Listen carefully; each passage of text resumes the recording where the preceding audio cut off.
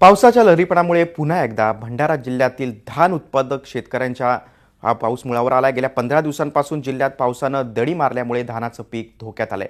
लवकरात लवकर पाऊस न झाल्यास आगामी काळात भंडारा जिल्ह्यात खरीप धानाचं पीक वाया जाण्याची शक्यता नाकारता येत नाही।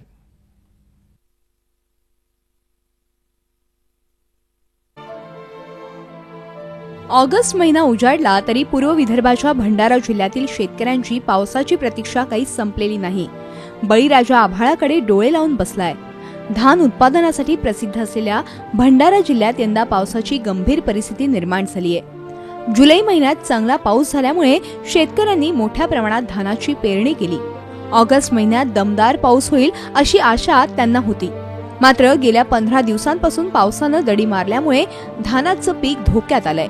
यंदा पावसाच्या लहरीपणामुळे जिल्ह्यातील कोरडवाहू शेतकऱ्यांनी धानाची पेरणीच केली नाही, तर ज्या शेतकऱ्यांकडे सिंचनाची सुविधा आहे त्यांच्याकडे असलेला पाणीसाठा संपत चालल्यामुळे धानाचं पीक जगवायचं कसं असा प्रश्न इथल्या शेतकऱ्यांना पडलाय।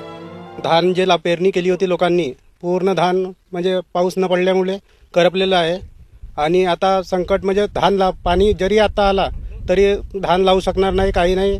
दुबार पेरणी तर करायचं काही म्हणजे होणारच नाही। आता 15 रोज झाले पाऊस कमी आहे। आपल्या शेतीला का धानाचे नाही तर का लावून आता विहीर कोड्डी आहे तर रोवणाकच कसा केल्या पाहिजे आपण। 15-20 दिवसांपासून पाणी बेपत्ता आहे, पर कोलंबले आहेत, रोवणं झाले नाही। 40% रोवणी झाले आहेत, पण तालुक्यात अशीच परिस्थिती आहे का पूर्ण तालुक्यामध्ये पाण्याच्या कलक बसला आहे। पाण्यासाठी विहिरीला पाणी नाही, विद्युत नाही। कर्ज काढून आम्ही धान रोवणी अधुरी पडली आहे।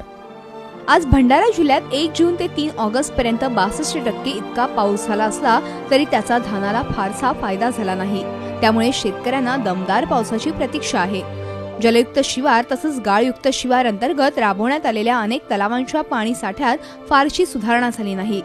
ऐन पावसाळ्यात तापमान तब्बल 40 अंशांवर पोहोचल्यामुळे ऑगस्ट महिन्यात उन्हाळा असल्यासारखी परिस्थिती निर्माण झाली आहे। या सगळ्या पार्श्वभूमीवर शेतकऱ्यांना प्रतीक्षा आहे ती वरुण राजाची। माधव चंदनकरसह bureau report, Zee media, Bhandara.